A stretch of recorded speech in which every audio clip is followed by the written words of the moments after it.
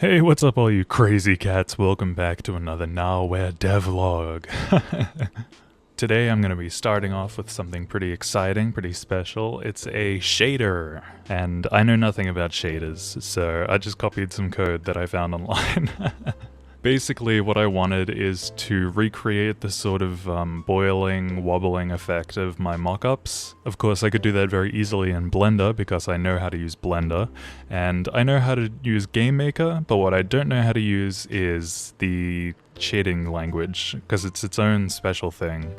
If it was like GameMaker language, I probably could have figured it out, but it's not, and my brain already struggles with knowing any amount of code that I do, so yeah, I didn't want to just like copy and paste it and just be like, yep, that's a good job well done.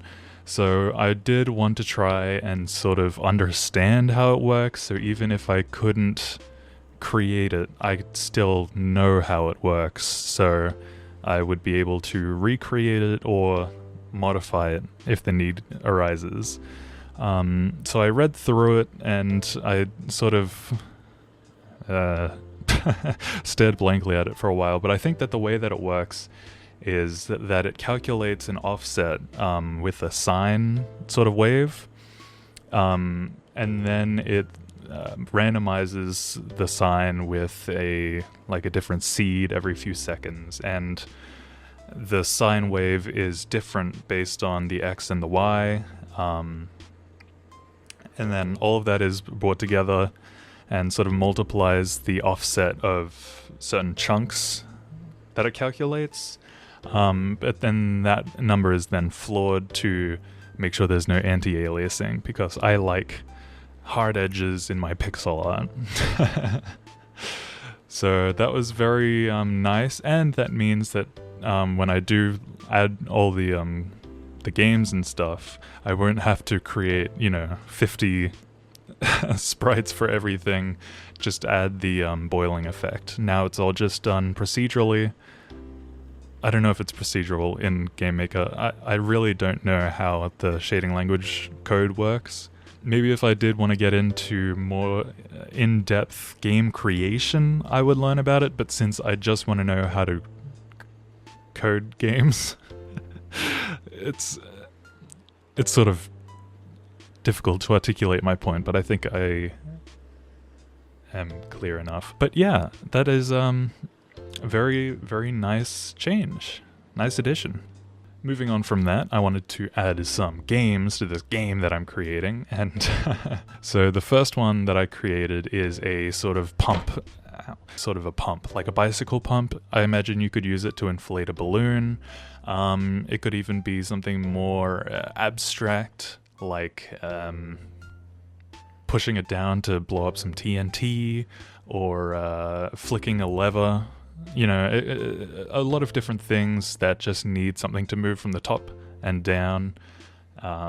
Maybe it could be like shifting gears for a car as well. You could add some X movement. This is all just like very base level to be built upon, pretty much. I think that is the goal, is creating all of these little engines will allow me to either duplicate them or use them as parents for each individual game. But it was kind of annoying, but it's a sort of similar thing to the crank, where you just need to sort of calculate the difference in what it currently is and then what it will become, or what it was the last frame. And I also added just a bit of cheeky inflation to the ball on the right, so it looks like you're actually pumping it up instead of just filling a bar or something. And yeah, that's a pretty good little engine. The next thing I added was very simple, much closer to the clicker, where it's just like point and shoot, but this time you have to point and hold. So it's a little ball that bounces around the screen and you have to click and hold on it. And it was very simple. It could be like, I don't know, shining a flashlight on something, sort of way that like you get rid of ghosts. Is that something where like you expose light on a ghost for I don't know. This is my own universe. This is my rules. So I was thinking it could be that, or it could be like else could it be like? You have to like trace a drawing. I think that it's a very small use case, but I think that it's simple enough as a minigame that no matter what skin it is, it's achievable. That is, of course, until you add the speed ups. That was something else I added, was make it increase speed as you keep playing. So every 5 games, it would speed up. This led to basically the games becoming impossible past 10 or 15, both because the games don't adjust to the time limit, but also because a lot of the games require the amount of time that they have to even be possible. Like, the jumping game is just impossible because it checks whether the car is past you by when the time limit goes off, but the car is still like a quarter from the right by the time the time limit ends.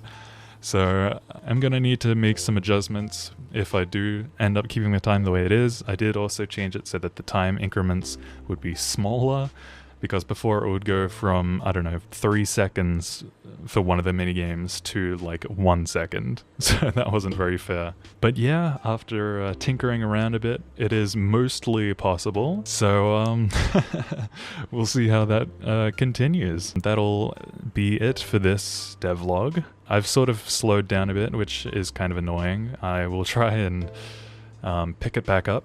So I'll see you in the next one that hopefully doesn't come out too long from now. So thanks for watching, and bye-bye.